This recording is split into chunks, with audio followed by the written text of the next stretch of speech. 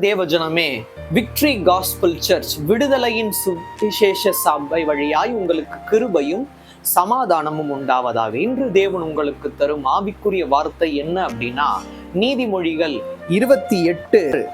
துஷ்டன் நியாயத்தை அறியார்கள், கர்த்தரை தேடுகிறவர்களோ சகலத்தையும் அறிவார்கள்.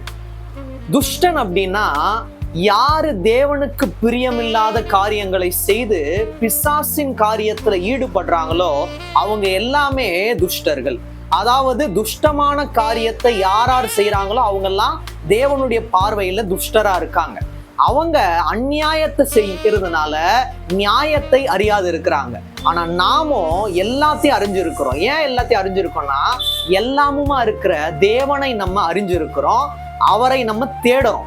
தேவனை நம்ம அறிஞ்சிருக்கிறது மட்டும் இல்ல, தேவனை நாம் தேடும் போது தேவனிடத்துலதான் அந்த நியாயம் இருக்கு அப்படின்னு சொல்லிட்டு நமக்கு என்ன பண்ணுவாரு, அந்த மைய பொருட்களை நமக்கு வெளிப்படுத்துவாரு, உள் ஆழங்களை நமக்கு போதிப்பாரு.